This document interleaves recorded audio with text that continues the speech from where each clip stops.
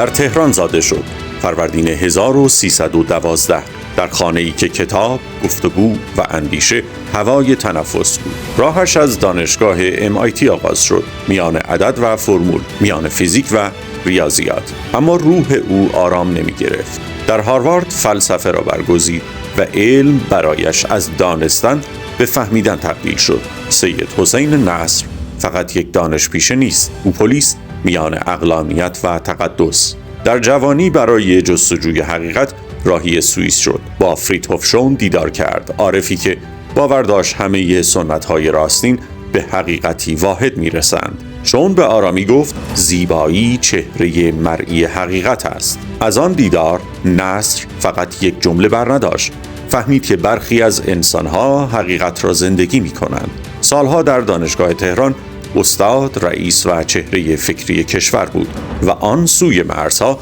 کرسی‌های فلسفه و مطالعات اسلامی را بنیان گذاشت.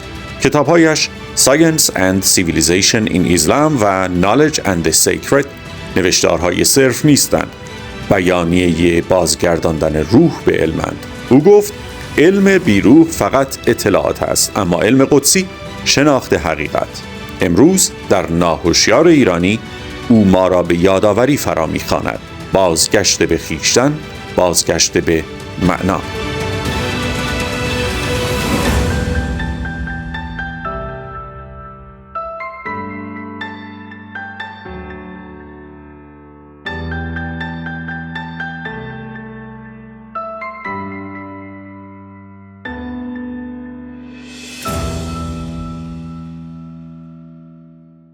سلام آقای دکتر. علیکم السلام آقا. من وقت شما زیاد. حال شما خیلی ممنون که به ما وقت دادید آقای دکتر. بله وقت من خیلی کمه ولی من سعی می‌کنم با ایرانی همیشه قلبم نساز ضبط کنم، باید نگم. خیلی لطف دارین، خیلی ممنون. من اگر اجازه بدید دیگه چون وقت شما هم تنگه یه راست برم سر گفتگومون. بله بفرمایید. عرض به خدمتتون که به هر حال ما چون یه پروژه‌ای رو داریم آغاز کردیم تحت عنوان The Iranian Unconscious، در واقع میخوایم ببینیم که سنت ها، آداب، دین، شخصیت های مهم اینا چجوری توی ذهن و دل ایرانی ها رسوخ کرده. در نتیجه یکی از اون جنبه هایی که دوست داشتیم مورد مطالعه قرار بدیم رشد صوفیه و عرفان در فرهنگ ایرانه و رو همین حساب خواستیم مزاحم حضرت عالی بشیم و در این خصوص نظرات شما رو جویا بشیم. اینکه چه مشخصاتی در فرهنگ ما به عنوان یک فرهنگی که خب سالهاست که اسلام در اون ریشه دوونده، صوفیه در فرهنگ ایران زمین رشد کرده و چرا چنین رشدی در جوامع دیگه مسلمان رخ نداده، چه مشخصه های فرهنگ ما داره که چنین اتفاقی توش افتاده. بسم الله الرحمن الرحیم. بنده اولا با این نظر موافق نیستم. تصوف در جاهای دیگه هم همون اندازه که در ایران رسوخ کرده رسوخ کرده. مثلا در مصر تعداد طرق صوفیه و افراد بسیار جدی که دوباره تصوف هستن هیچ کمتر از ایران نیست، بلکه شاید هم بیشتر هم باشه، چون بعد دوره صفویه و آمده را تشیع تو به ایران یه مقدار مخالفت علمای شیعه با تصوف کردن که طرق تصوف یه مقدار عقب نشینی کرد و مورد حمله قرار گرفت. بیشتر ممالک سنی که بعد از غزالی بیشتر علما، نه همه ولی بیشتر علما دیگه پذیرفتن حضور تصوف رو بینشون. این مقاومت شیعیان به خاطر چی بود در مقابل تصوف؟ این نکته خیلی مهمیه. صوفیه و شیعه هر دو معتقدند، خود بندن که هم شیعه هستم به تصوف تعلق دارم، عقیده داریم که اسلام وقتی نازل شد هم یک جنبه ظاهری داشت هم باطن و جنبه ظاهریش در شرع اسلام ظهور میکنه، جنبه باطنیش در عرفان و تصوف. در عالم تسنن این امتیاز خیلی سریع حفظ شده. حتی همین ممالک سنی علمای دین هستن که در واقع حافظ و دنبال کننده و معلم علوم شرعی هستن و طرق تصوف هست که تصوف رو دنبال میکنه. تشیع یه مقدار از این لحاظ با تسنن فرق داره، چون ولایت که اصل در واقع تصوفه و ما معتقدیم که پیغمبر رو خداوند هم قدرت نبوت بهش داده بود، هم قدرت ولایت، و ایشان نبوتشون با مرگشون از تمام شد و بعد ازشون دیگه پیغمبری نیست، ولی ولایت ادامه پیدا میکنه. و شیعه ها معتقدن که بله به حضرت علی میرسه و از اونجا هم به بزرگان تصوف، بعضا میگن از راه ابوبکر اومد، ولی بیشتر طور تصوف میگن از راه حضرت علی این قدرت ولایت انتقال پیدا کرد و اینجا نمرده هست، همچنین نسل به نسل منتقل شد و تصوف به وجود اومد. بله. شیعه چون معتقد بود که این به 12 امام منتقل میشه، این که به شیوخ تصوف منتقل بشه موافق نبود از اول. و به نظر اینه، ولی به این سادگی هم نیست، چون مثلا حضرت رضا خیلی به آنچه ما میگیم تصوف علاقمند بودن و در ایران خودمون که شیعه است، اونهایی که علاقمند به تصوف بودن اون وقتا میرفتن به حضرت رضا در مشهد دعا میکردن که خداوند یه مرشدی شیخی براشون پیدا بکنه، اونها در راه صحیح قرار بده. این تا دوران ما بوده. این است که در تشیع یه نوع رقابتی با خود تصوف از این حال وجود داشته و در عین حال هم طرق صوفیه شیعه هم به وجود اومده، مثل طریق نعمت اللهی، صاحبی، اینا که هنوز در ایران هستن.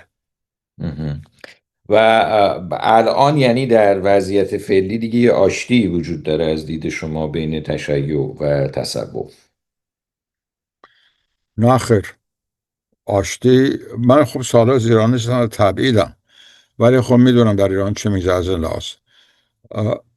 خود آیت الله خمینی خیلی به تصوف علاقمند بودن و در جوانی دنبال سیر سلوک رفتن، مرشد پیدا کردن، تمام اینا بوده و خیلی هم به آثار عرفانی علاقمند بودن، به آثار ابن عربی اینها و شعرهای عرفانی هم میگفتن. عرض کردم اثرش روی فرهنگ بله، ایرانی. بله، حالا شما فرمودید که مختص ایران نبوده، بله، متوجه شدم. بله. از چند جهت. اولا ادبیات فارسی. خب بزرگترین شاعر زبان فارسی در آغاز کار میگم فردوسی، ابوالقاسم فردوسی، شاهنامه خیلی مهمه. اونم یه جنبه های معنوی و صوفیانه داره، ولی بود اهل تصوف نبوده. ولی چیزی که زبان فارسی رو اطلاع داد به عنوان شعر، در شعر به تمام دنیا هم گسترش داد و اصلا باعث شد اسلام بشه به قاره هند گسترش پیدا بکنه، شعر عرفانی فارسی بود، مخصوصا سنایی، عطار و مولانا. و بعد که این منسجم شد و همه جا رو گرفت، البته حافظ و سعدی و مخصوصا حافظ، سهم حافظ مثلا نه تنها در گسترش زبان فارسی بلکه در عرفان و تصوف در شبه قاره هند خیلی خیلی زیاده، خیلی خیلی زیاده و کمتر از خود ایران تقریبا نیست. عجیب غریبه. و حتی با وجه انگلیسی ها خیلی سعی کردن زبان فارسی رو در هند از بین ببرن و انگلیسی رو جایگزین اون کنن، چون قبل از اون فارسی بود، حتی بین هندوها و مسلمان‌ها در شمال هند زبان مشترک فارسی بود. با وجه که خواستن این کارو بکنن، علاقه به اشعار عرفانی ما در شبه قاره هند خیلی خیلی زیاد بود و در خود ایران قله ادبیات بسیار غنی ما که انقدر بهش افتخار بکنیم شعر عرفانیه. پس ادبیات ما رو تصوف در واقع تسخیر کرد. نمیخوام بگم تسخیر کرد، یعنی اونو یه مرکبی برای خودش قرار داد برای بیان حقایقش به علت قدرتی که زبان فارسی برای این بیان داشت و تونست از این قدرت از کجا می آمد آقای دکتر؟ از یه چیز خیلی قابل توجهی. زبان فارسی زبان هند اروپایی است، در این حال با آمدن اعراب به ایران مقدار زیادی واژه‌های عربی وارد زبان فارسی شد و وارد زبان فارسی یک قنای استثنایی پیدا کرد که هم میتونه از ریشه های هند اروپایی و هم ریشه های سامی عربی کلمه بسازه. من الان گفتم کلمه بسازه. کلمه از عربی میاد، سازه از فارسی قدیم میاد، ولی به گوش من و شما هر دو فارسیه. منم اصلا اعتقاد به این فارسی سره و اینا رو نداریم، مسخره بازیه.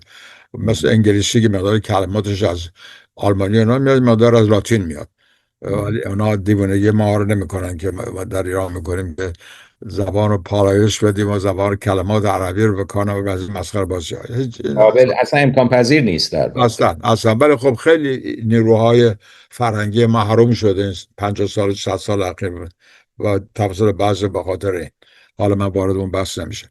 به هر حال تصوف توانست زبان فارسی رو که استعداد این رو داشت مرکب بیان حقایق خودش قرار بده و آنچنان این ازدواج قوی بود که طبعا همه قبول میکنن که به تمام زبانهای دنیا غنیترین زبان در شعر عرفانی فارسیه. هیچ زبانی نیست، حتی چینی، سانسکریت، لاتین زبانهایی از قدیم بوده و هزاران مردم نفر به صحبت ممالک مختلف به صحبت میکردن، به اون زبان صحبت میکردن که قنای زبان فارسی. نمیخوام بگم زبانهای دیگه قلیل نیست، تازه خود ایرانی ها مقدار زیادی نوشته به عربی دارن که راجب تصوف و عرفان که بسیار مهمه.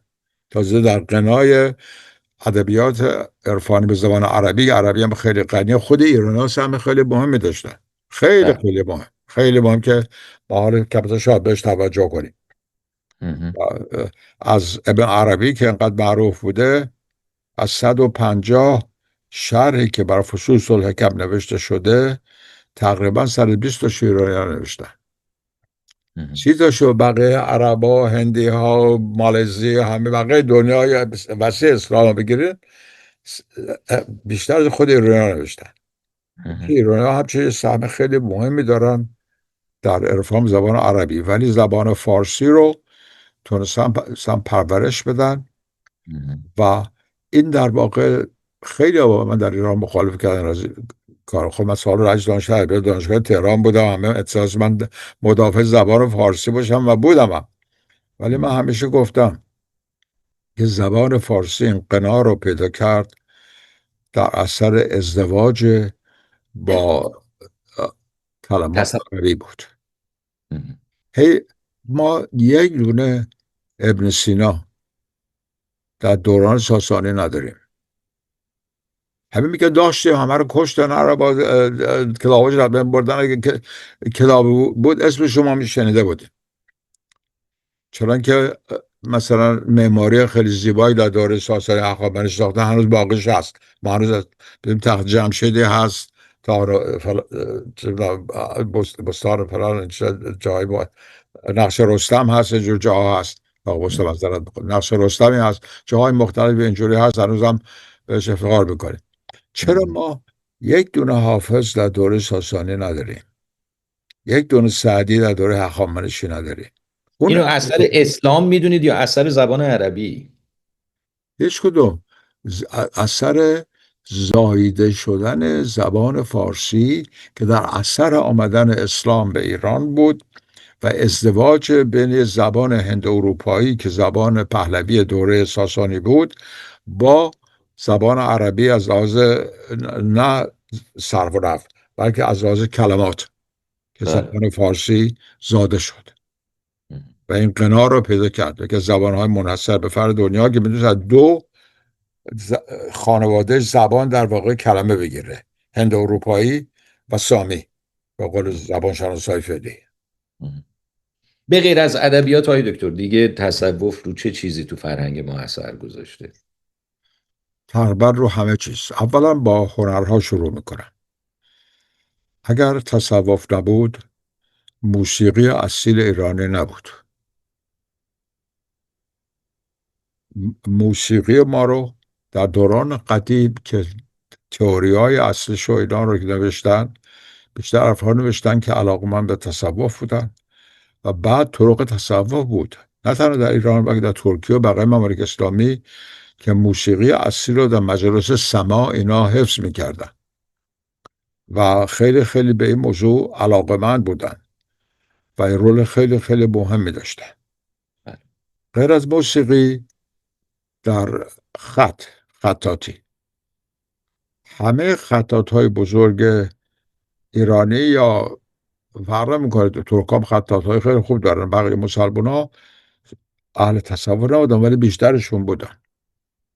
یعنی این انضباط خط نوشتن این توأم میشد با یه انضباط معنوی، در واقع نه فقط نفستون نگه داره وقت دارین یه سین یا شین می‌نویسین، بلکه تمرکز فکرت رو نگه داره.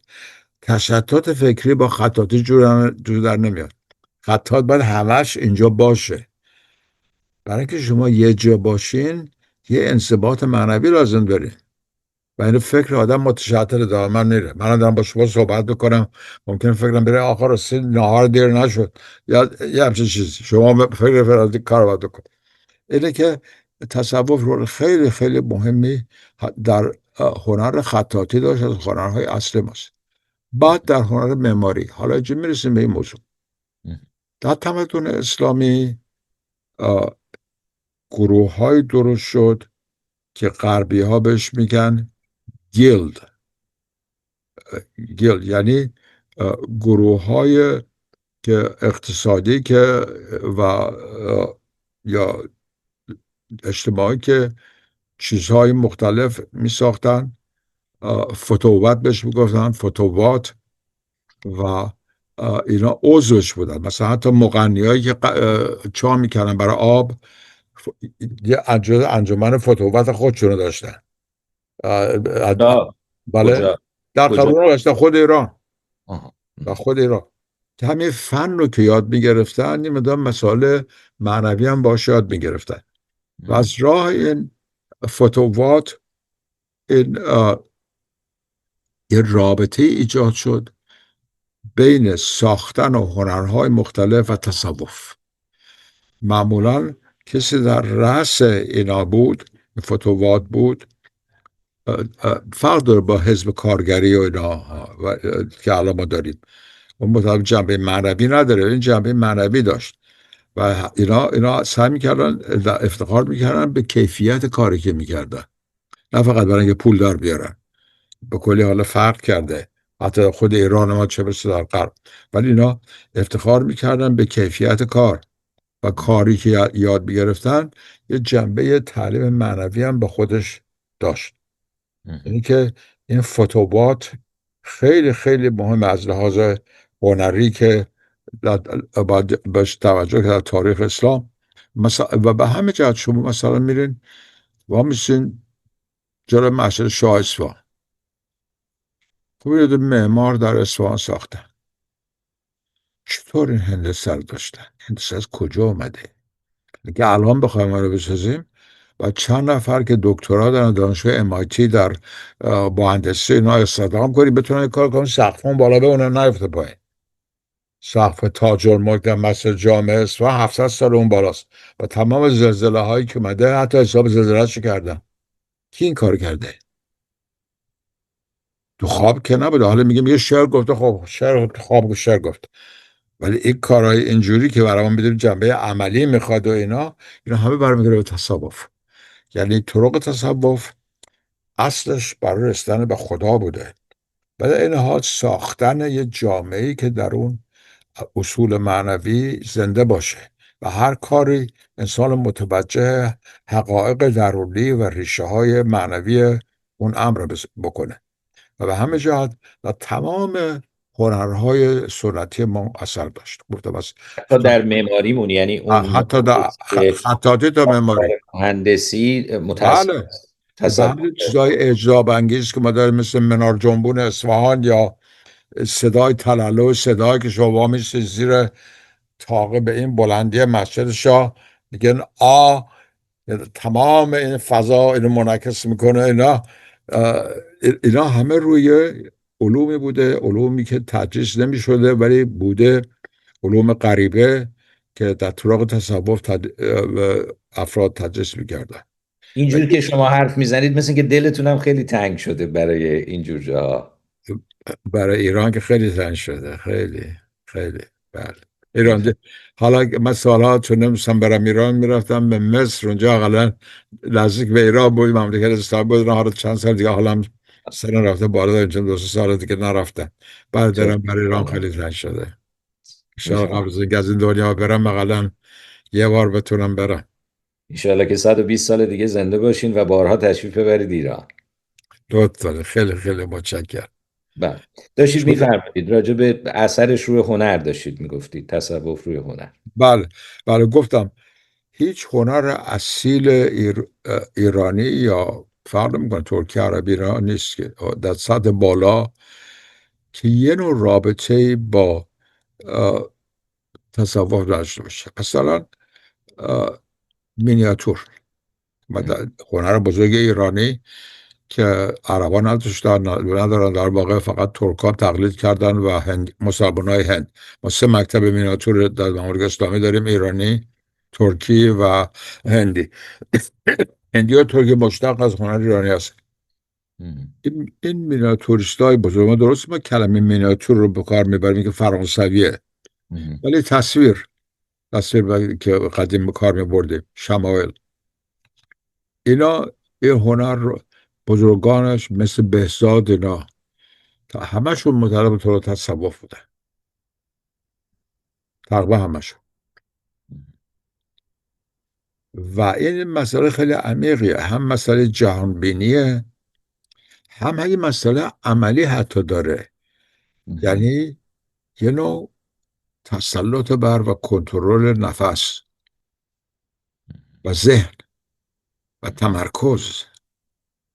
نمیگم افراد دیگه هم بودن که هنرمندان بزرگان توصیه نبودن، من گفتم 100%، ولی بیشتر افراد که در این رشته ها بودن از طریق تصوف این انضباطات رو به دست می آوردن و همچنین عشق به حقیقت، عشق به خداوند، چون هنر سنتی همیشه جنبه معنوی درش هست، همیشه، حتی اونایی که متوجهش نباشن هست. خیلی قابل توجه این داستان همیشه برای شاگردان میگم. در فرانسه افراد بیدین خیلی زیادن. 40% مردم فرانسه هستن به خدا اعتقاد ندارن و 40% هم شکاکن و وسط 20% اعتقاد.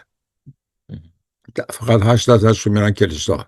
مملکت بزرگ کاتولیک که وقتی میگفتن عروس کلیساست در قرون وسطا در فرانسه. ولی وقتی که کنسرت موسیقی ایرانی میدن تو تالارهای بزرگ پاریس پره و بیشترش فرانسوی ها هستن، حالا چند ایرانی هم هستن. وقتی شهرام ناظری که من میشناسمش کنسرت داد فرانسه، تالار پر بود، پر بود. و من تعجب کردم اینا و تقریبا تحقیق کردم. همین فرانسوی های بیدین دنبال معنویتن و این پیام معنوی موسیقی ایرانی برای اونا اثر داره و اینا چرا انقدر پول بدن بیان بگیرن بشنن. خیلی گرون بود بلیطا. چی گوش بدن؟ فکر میکنه فرانسوی دستگاه سگاه گوش بده، ولی اینجور لذت ببرن. چون حتی اون که به خودش بیدین میدونه نسبت به مذهب کاتولیک، روحش در طلب عالم معناست. افراد اونجور خیلی هستن حتی در غرب. به همه جهت که هنرهای مشرق زمین ها تنها مال ژاپن، هند، اینا اینقدر در غرب طرفدار داره. چرا اینقدر نقاشی ژاپنی در فرانسه فروش میره، در امریکا فروش میره؟ به دلیل تشنگی است که در واقع از این راه سعی میکنن این افراد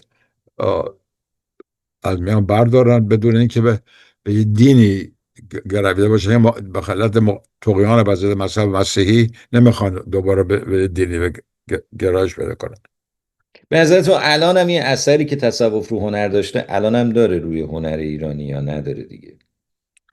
یه جاهایی داره، ولی خیلی از هنرهایی که الان در ایران هست، این هنرهایی که معروف نقاشی ها بساطی هم از غربی ها اقتباس کنن. من بیشترشون رو شخصا میشناختم. مثلا بهزاد دوم که اون در دوره رضا شاه بود، دوره محمد رضا شاه، من ایشون رو میشناختم. ایشون هم مینیاتور احیا کرد، خیلی هم زحمت کشید. ایشون مثلا خیلی علاقه من بود. آقای عبادی که یکی از بزرگترین نوازندگان موسیقی ایرانی بود. شهرام ناظری که خواننده معروف بود. به همه افرادی که من خیلی خوب میشناختم، موسیقیدان ایرانی رو، اونایی که اصلی بودن و همه‌شون شخصا میشناختم اون وقتا. اینا خیلیشون به تصوف علاقه‌مند بودن. همیشه میگفتن درویش خان، از اسمش هم روش بود. بزرگترین هنرمند موسیقی ایرانی در اول دوره سلطنت رضا شاه بود و آخر دوره احمد شاه، و خیلی علاقه بود. بله بله. به غیر از هنر چی آقای دکتر دیگه؟ بله. به غیر از هنر چه اثر دیگه ای تصوف گذاشته روی ذهن؟ اول از همه گفتم روی دین صرف خودش، دین، معرفت، روی هنر، روی چیزی که امروز میگن روانشناسی، علم النفس. یعنی الان روانشناسی درست شده، همه میرن برای روانشناس، در واقع جای کشیش رو میگیره براشون، و این روانشناسی برمیگرده به فروید که در واقع سعی کرد که روان انسان رو از روح و عالم معنا و خدا مستقل کنه. اینو سکولاریسم در وارد روانشناسی میشه. ولی در ممالک اسلامی همیشه، یعنی تمام تمدن‌های سنت، در هند هم همینجور خیلی مفصل، در هند هندو و بودایی هر دو، علم و نفس یا روانشناسی سنتی وجود داشته که ارتباط با عالم روح هم داشته، ولی معالجات خیلی خیلی دقیق میکرده، حتی جنبه طبی هم داشته. یه کسی که چون روانی یک طیف مفصلی داره، یک قسمت جنبه طبی داره، قسمت جنبه دیگه داره، داره. و اسلام خیلی خیلی در این کار غنی بوده. خود ابن سینا که معروف ترین طبیب تاریخه، در این حال روانشناس هم بوده.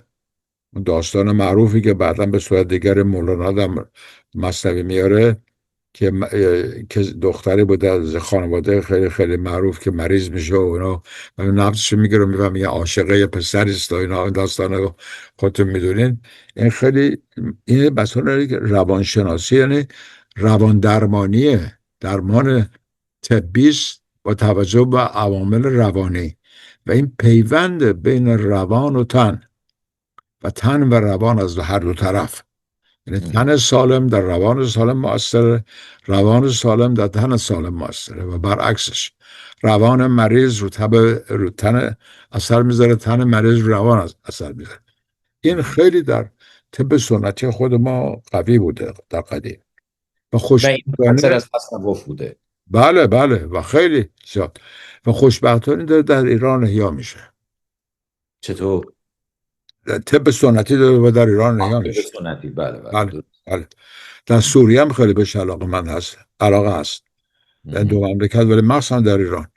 من خیلی برای این کار زحمت کشیدم. من اولین کنفرانس طب سنتی رو در اصفهان تشکیل دادم که اولرزه هم دعوت کردم اونجا، اومدم برای افتتاحش، و خیلی از حکیم باشی‌های هندو، چون در هند و پاکستان چون جمعیت خیلی زیاد بود، انگلیسی نتونستن طب جدید بیارن و طب قدیم حفظ کرده بودن. اونجا در واقع مدرسه طبی دارن، در واقع مدیکال سکول بوتا سنتی دارن، و من خیلی به موضوع علاقه دارم، چون پدرم دکتر ولی الله نصر هم طبیب بود، هم خب میگفتم پدر فرهنگ ایران و وزیر فرهنگ و بساطیران در این دورشته هر دو بود، و من همیشه اون دلش میخواست من طبیب بشم. منم گفتم من حکیم نوع دوم شدم، نه حکیم من حکیم باشه. ولی به حال خیلی واقفم بر این موضوع خیلی خیلی مهمه. پدر خود من هم طب قدیمی ایرانی رو خیلی خوب میدونست، هم با دکتر ولف آلمانی که اومد بود ایران و طبیب خیلی معروفی بود، طب غربی رو خونده بود در دارالفنون زمان، و هر دو طب رو خیلی خوب میدونست. و اتفاقا از رشته های چیزهایی ما باید خیلی بهش توجه کنیم و سعی کنیم احیا کنیم. مگر دیگه چیزی منو خوشحال کرده بعد این حرفایی که من اول دنبالش میرفتم، اخیرا در ایران یه دانشکده طب سنتی باز کردن. یعنی شما میتونین برین دانشگاه تهران مثلا، که خب من متعلق با جا هستم، دانشکده پزشکی یا دانشکده شیراز اینا، و هم حالا میتونین شما دکتراتون رو در طب سنتی بگیره. طب آقای دکتر، شما والی هم که بهش میگن. شما که عمر خودتون رو در واقع صرف سنت و فرهنگ ایرانی کردید و این تعلق خاطرتون هنوز هم وجود داره با اینکه سالها در امریکا بودید، چی چیزی توی فرهنگ و سنت ایران هست که انقدر شما رو عاشق خودش کرده؟ سوال خیلی خوبیه، خیلی خوبیه. دو چیز، یکی موروثیه. من تو خانه فرهنگی متولد شده. پدرم از رجال بزرگ فرهنگی زمان خودش بود. طبیب بودن ولی رجال فرهنگی هم بودن. بله طبیب بودن ولی رجال بله فرهنگی هم. بله. میگن اصلا سازنده فرهنگ جدید ایران رو میگن پدرم از بیشتر از هر کسی دیگری، و در این حال سعی کرد به سال عوامل سنتی رو ما رو حفظ کنه. مادرم هم نوه آشا فضلالله نوری بود، از خانواده خیلی مهم دینی می اومد و به همجا فرهنگ و دین اینا در خونه ما خیلی زنده بود. این یک اثرش نبود. در این فضا بزرگ و شدید. اثر دوم به کلی از اینا فرق داره، با اینا فرق داره، ولی شاید درونان، از درونان صحیح نیست، از درونی مرتبط باشه. بعد چون پدرم داشتن فوت میکردن و من 12 سالم بود، خیلی بهشون نزدیک بودم، خانواده تصمیم گرفتن که من اونجا نباشم. دایم برادر مادرم قنصل ما در نیویورک بود. گفتن حسین رو بفرستیم پیش من. یعنی من رو فرستادن در سن 12-13 سالگی به امریکا، تنها تازه جنگ برین دوم. بله خودتون دوست داشتین؟ خیلی اول دوست داشتم، ولی خیلی هم ناراحت بودن که پدرم رو ترک کنم، چون به پدرم خیلی نزدیک بودم. خیلی نزدیک. بعد از فوت پدرتون رفتین یا قبل؟ خیلی هر روز زنده بودن، ولی ایشون دیگه فلج شد، چون دوچرخه زده بود، پاشو شکسته بود، لگن خاصره شکسته بود و اون وقت در ایران نمیتونستن عمل کنن. این بالاخره منجر شد به گرفتن ذاتوریه و فوت کردن، ولی هر روز زنده بودن. ولی مادرم فکر کردن که من اونجا نباشم وقتی پدرم میرن و خلاصه برای فرستادن پیش داییم و من اونجا رفتم و ایشون خیلی ازن مواظبه، خیلی من مدیونش هستم و من یکی از بهترین مدارس رو برای من پیدا کرد. رفتم مدرسه پدی، اونجا رو تمام کردم، ولی شاگرد اول اونجا شدن، رفتم دانشگاه MIT. اونجا وقت ایران MIT رو نمیشناختن، همه من فوش دادن که تو آبروی خانواده نصر رو بردی MIT، کجا شدن بره، چرا رفت دانشگاه نیویورک؟ حالا همه میخوام بچه‌ها بزنه MIT تا این سنه میگه معرفی نامه برای پسر ما بنویس. و بعد از اونجا رفتم هاروارد و دکترا گرفتم. و شما زمانی که امریکا بودین پدر فوت شدن؟ زمانی که شما امریکا بودین پدر فوت شدن؟ بله درست 1-2 ماه بعدش. خیلی قاعدتا سخت گذشته بهتون. خیلی بر من خیلی سخت بود، خیلی سخت بود و اصلا و دوران خیلی سخت بود. فرا گرفتن انگلیسی از تقریبا هیچ، رقابت ها شاگردای خوب اینا. و برای فوت پدر بر نگشتید ایران، موندید هم؟ و مثل حالا نبود، خیلی مشکل بود. من 1 ماه طول کشید تونستم برسم خودم امریکا با طیاره که نبود از ایران. بله او یک بساطی بود. بله خودم رسوندم به اسکندریه با اتوبوس و ترن و بساط و از راه عراق و سوریه. و تو اون سن و سال چجوری به سوگ از دست دادن پدر غلبه کردید؟ خیلی نکته خوبیه، خیلی نکته خوبیه. از جهتی پدرم هیچ وقت فوت نکردم برای من، چون وقتی داشتم میرفتم از ایران پدرم، من خیلی بهشون نزدیک بودم، گفتم حسین من تو رو دیگه در این دنیا نخواهم دید، ولی همیشه هر جا باشم به تو نگاه میکنم خوب درس بخون، پسر خوبی باش، کارهای بد نکن. آخرین نصیحتاشون من کردن. من هیچ وقت حس نکردم ایشون رفتن، مثل در عالم غیب از اونجا با من در ارتباط هستن، هنوز هم هستن. بله پدر رو تو درون خودتون زنده میبینید. بله همینجور. بله بله. یعنی غم نخوردم اونجور. البته تعجب کردم، ناراحت شدم، ولی غم فوت پدری با من آب تو عادی میخوره نخورم، چون فکر نکردم بزنشون رفته، روز احساس حضورشون رو میکردم در خودم. پس پدر بعد از مرگش هم همراه شما بود و شما راهنمایی میکرد. خیلی خیلی. آیا این ارتباط داره با عشقی، چون داشتید راجع به عشقی که به فرهنگ ایران دارید توضیح میدادید؟ البته داره؟ ولی آغازشون بود، در شکی نیست. مهم. بله بله. من خیلی مرهون هستم. به هر حال داشتم میگفتم دومی پدیده‌ای که رخ داد بود که من رفتم به مایتی، رفتم در رشته فیزیک، مشهورترین رشته دانشگاه. اولین شاگرد بودم، همین گفتن تو اینشتین بعدی خواهد شد، خیلی من تشویق میکردن اینا. ولی بعد متوجه شدم که اون چیزی که من دنبالش هستم این نیست. من فکر کردم وقتی فیزیک بخونم به ماهیت اشیا پی میبرم و دنبال حقیقت بودی در واقع دوباره حقیقت بودم، همینجور در فیزیک. و دوباره حقیقت بودم. و چیزی که بالاخره در واقع نقطه آخری بود که باعث شد من تصمیم بگم به کل زمین تغییر دادم، فیلسوف معروف انگلیسی برتراند راسل که ریاضیدان معروف هم بود، راسل کتاباش به فارسی هم ترجمه شده، تاریخ فلسفه و اینا، اومده بود به MIT و یک کنفرانسی داد و بعدش اون پروفسور سانتانا، پروفسور معروف MIT ما رو دعوت کرد همش در مثلا شاگردان برجسته با راسل ملاقات کنیم، حرف بزنیم. و راسل گفتش که علم جدید هیچ ارتباطی با واقعیت اشیا نداره، فقط معادلات ریاضی به وجود میاره که میتونه جنبه کمی پدیدارها رو اندازه‌گیری رو حساب کنه. این تقریبا ترجمه مستقیم کلام مثبت از انگلیسی.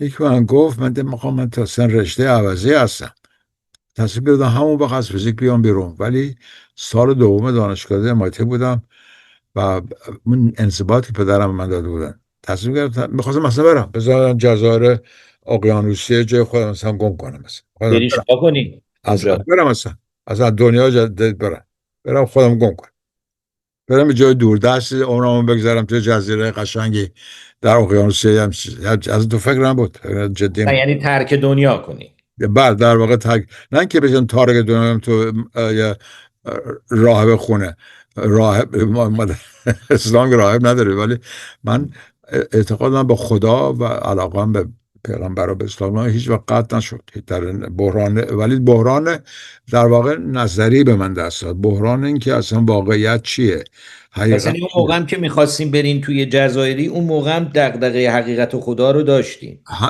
بله، ولی میخواستم مثلا دیگه غرب رو اصلا رها کنم، چون نمیستم پیدا کنم که مثلا دارم چی کار میکنم. خب واسه سرتون در نیارم، در این دوره بحرانی بود که کشف کردم آثار سنتگرایانی که در زبان غربی چیز بینوشتن، مثلا آناند کوماراسوامی، دانشمند بزرگ هندی که هم بوستون بود ولی 3 سال قبلش فوت کرده بود و به روی تصادف یکی از استادان فیزیک که خانم کوماراسوامی رو میشناخت، من با ایشون آشنا شدم و کتابخونه ایشون میرفتم که نمیدونم چه کتابخونه غنی از لحاظ عرفان و تصوف و حتی مال خودمون، نه فقط مال هند و بودایی و چینی و این، اصلا حیرت آور بود. و بعد از اون خوندن آثار سنتگراها مثل گنو و شوان و کوماراسوامی، این افراد اصلا جهانبینی منو به کلی تغییر داد، به کلی. در سن سالگی شدن به سنتگرا. شما مستقیما هم پیش شوان رفتید؟ بله من بهشون خیلی نزدیک بودم سالیان دراز. بله. بعد از خوندن آثار علاقه‌مند شدید و بله. من گنوم فوت کرده بکنم در 1951، همون وقت که من داشتم کشف می‌کردم و این حقایق رو در قاهره فوت کرده بود. بله. ولی کوماراسوامی هم 1947 فوت کرده، 4 سال قبلش. مهم. ولی من افتادم به جستجوی این مکتب و این حقیقت و اینا و کتابای شوان و من خوشبختانه فرانسه خوب میخوندم، فرانسه هم خیلی خوبه، مثل انگلیسی میمونه، میتونم حرف بزنم، اینا فرق میکنه برای من. و که ایشون به آلمانی نوشته و آلمانی من غنی نبود، ولی بیشتر کتابای فرانسه بود، گران که همش به فرانسه نوشته بود. شدم به خوندن این کتابا کومارشاهانی که به انگلیسی نوشته بود، اصلا جهان بینی من به کلی تغییر کرد، جهان بینی سنتی شد. ولی تو MIT موندم، هم فیزیک خوندم هم ریاضیات، ولی علوم انسانی هم حتی مقدور کردم، میرفتم هاروارد سر کلاس علوم انسانی هم میشستم. بعد شوان اروپا بود، شما چطور ایشون اومدید؟ اروپا بود، من هنوز ایشون رو ملاقات نکردم. آها. بعد بالاخره دنبال میکردم آقای شما کجا هست، نمیشد پیداش کرد. خلاصه یه پدیده های این وسط پیش من که پیدا کردم، یه شاگردان ایشون بود در آریزونا بود، رفتم آریزونا اونو دیدم اینو. بالاخره در 1957 من با آقای شما ملاقات کردم. در رفتم اروپا، در بله، سوئیس. رفتم اروپا، با ایشون ملاقات کردم و یه تا وقتی فوت کردن من با ایشون اون بودم. ملاقات اول چه جور تجربه‌ای بود آقای دکتر براتون؟ خیلی عجیب بود، خیلی خیلی عجیب بود. من رفتم اونجا، فکر کرده بودم که میخواستم وارد سلک تصوف بشم و شنیده بودم که در افریقای شمالی طرق تصوف خیلی زنده است و آقای شوان هم با اونجا رابطه دارن و رفتن مراکش و مصر و اینجا در افریقای شمالی نه. خلاصه رفتم اونجا و با ایشون ملاقات کردم، مثلا نپرسم من میخوام مثلا وارد طریقه بشم اینا. گفتم که من خیلی علاقه تصوف هستم و اینا و ایشون نگاهی به من کرد و گفتش که اون چه مهمه اینه که شما از حالا خودتون رو وقف ذکر حق بکنه، ذکر خداوند بکنه، یعنی چیز قلب تصوف.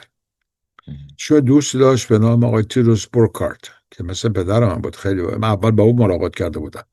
شب اومدم این موضوع رو به ایشون گفتم و با هم صحبت کردیم و ایشون به من اون وقت به من گفت که خود آقای شوانم برید شیخ العلوی عارف بزرگ الجزیره بوده و خودش عارف خیلی برجسته است و استاد عرفانه. یه روز بعد من رفتم پلوشون دوباره، پیش شوان دوباره. بعد پیش آقای شوان و ملحق شدم به گروهشون. راحت شما رو پذیرفت؟ خیلی خیلی گفتم من منتظر تو بودم. جدی میگی؟ چه جالب. و شما چه حسی پیدا کردین وقتی گفت منتظر تو بودم؟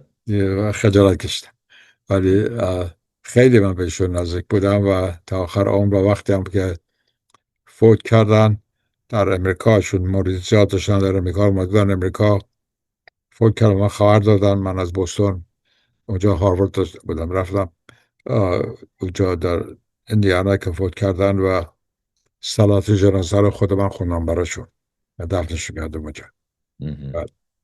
آقای دکتر، اون چیزی که شما اگر در چند تا جمله بخوایم به ما بگیم، اون چیزی که از شوان گرفتید چی بود؟ بله، اون چیزی که از شوان گرفتید شما چی بود؟ اگه دو چیز. بله. دو چیز. یکی بیان بسیار روشن متافیزیک و حکمت و عرفان و دوم راهنمای طریق عملی برای رسیدن به اون حقیقت.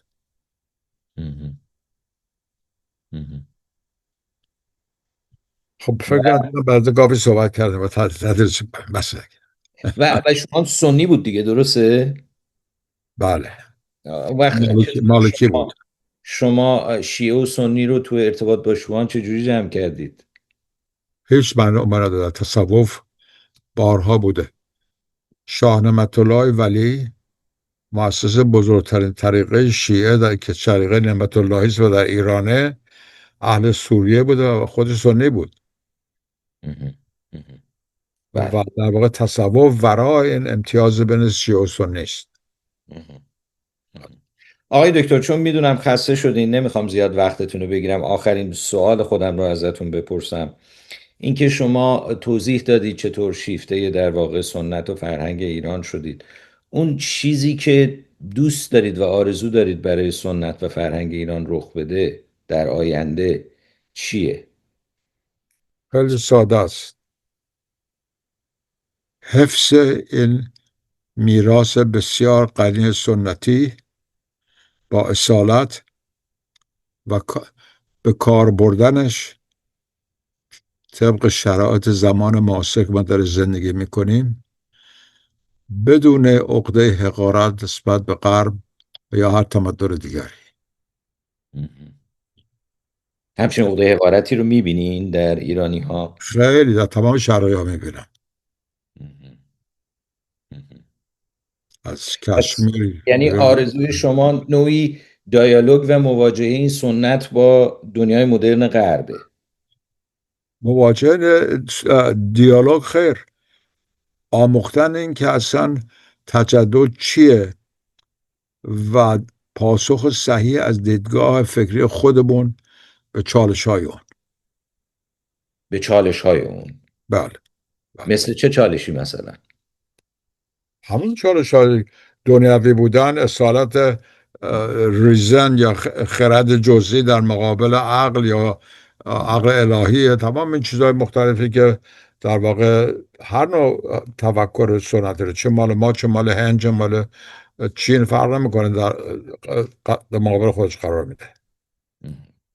بسیار عالی. خب دیگه خسته اید، من بیش از این دیگه بسیار موفق و باید بشید. قربان شما، خیلی خوشحال شدم، خیلی لطف کردید. خدا حافظ. قربان شما، خدا حافظ.